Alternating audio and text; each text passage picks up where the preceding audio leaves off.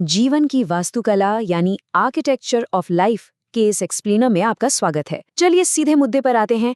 आज हम उन सूक्ष्म और शानदार बायोलॉजिकल ब्लूप्रिंट्स को डिकोड करने जा रहे हैं जो मिलकर जटिल जीवों का निर्माण करते हैं। एक सिंगल सेल से लेकर एक पूरे ऑर्गन सिस्टम तक का ये सफर सच में रहस्यों से भरा है।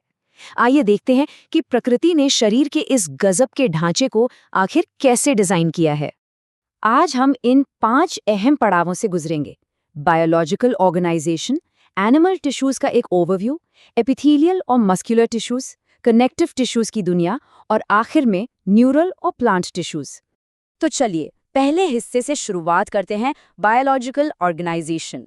शरीर की इस भूल भुलैया को समझने के लिए सबसे पहले ये जानना जरूरी है कि आखिर ऊतक या टिश्यू होता क्या है।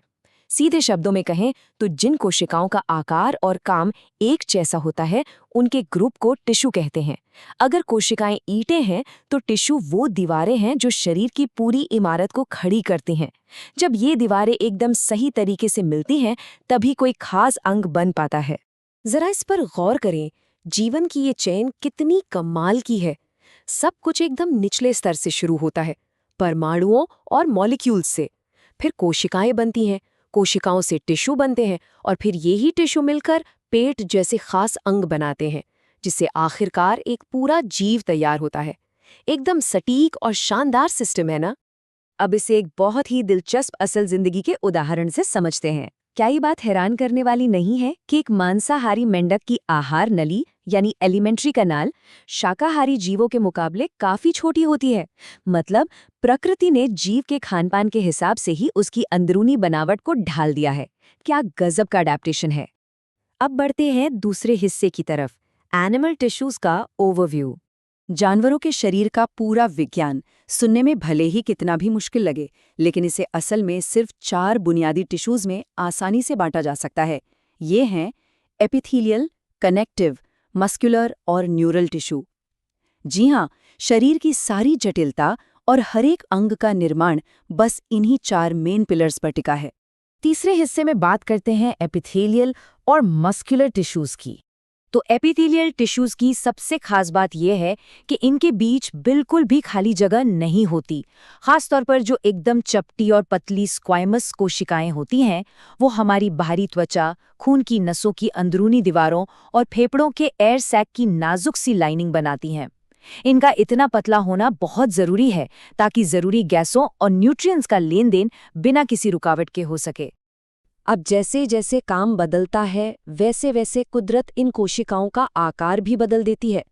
क्यूब यानी घन के आकार की क्यूबॉइडल एपिथेलियम को ही ले लीजिए।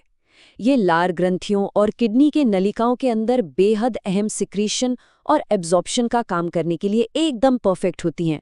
और हाँ, ये अंगों को मैकेनिकल सपोर्ट भी देती हैं। वहीं जहां भारी भरकम प्रोसेसिंग की जरूरत होती है, वहां खंभे जैसी कॉल्यूमर कोशिकाएं मोर्चा संभालती हैं। इन पर अक्सर छोटे छोटे माइक्रोविली लगे होते हैं। ये हमारे पेट और छोटी आंत की अंदरूनी परत बनाती हैं। मकसद बिल्कुल साफ है, भोजन से ज्यादा न्यूट्रिएंट्स को सोख लेना। चलिए अब मस्कुलर टिश्यूज पर आते हैं और देखते हैं कि मोशन या गति कैसे संभव होती है। ये बेलनाकार तंतुओं से बने होते हैं जिन्हें मायोफाइब्रिल्स कहा जाता है और इनका लाल रंग मायोग्लोबिन नाम के पिगमेंट की वजह से होता है। इन्हें हम 3 हिस्सों में बांट सकते हैं। हमारी मर्जी से काम करने वाली स्केलेटल मसल्स, जो अपने आप काम करने वाली स्मूथ मसल्स जो हमारी आंतों में होती हैं, और हमारे दिल की बेहद खास कार्डियक मसल्स जो जिंदगी भर बिना थके बिना रुके धड़कती रहती हैं। हमारा चौथा हिस्सा है कनेक्टिव टिश्यूज की दुनिया। कनेक्टिव टिश्यूज की कहानी थोड़ी अलग है।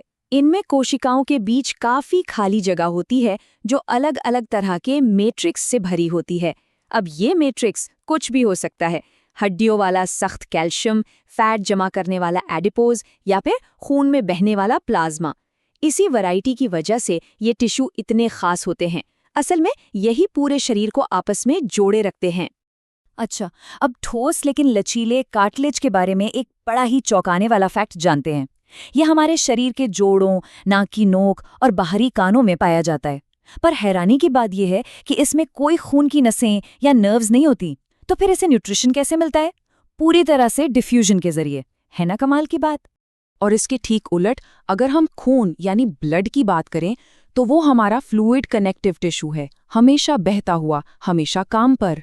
प्लाज्मा, आरबीसी, डब्ल्यूबीसी और प्लेटलेट से मिलकर बना ये टिश्यू पूरे शरीर में बिना रुके ऑक्सीजन, कार्बन डाइऑक्साइड और ग्लूकोज की डिलीवरी करता रहता है।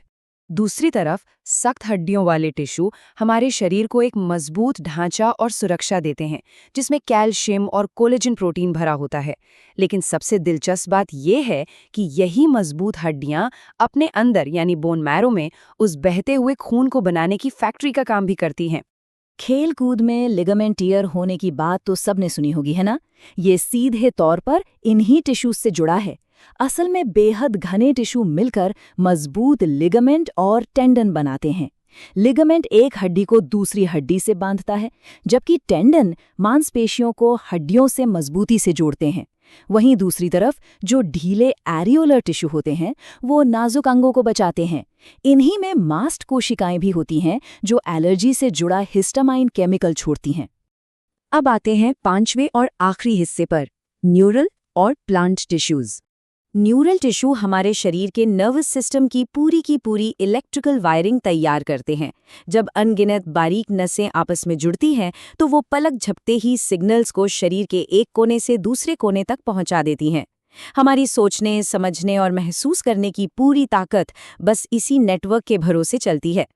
चलिए अब जरा इंसानों और जानवरों से हटकर पेड़ पौधों की दुनिया में चलते हैं। पौधों के टिश्यूज का लॉजिक बिल्कुल अलग होता है। इन्हें मुख्य रूप से दो कैटेगरीज में रखा जाता है।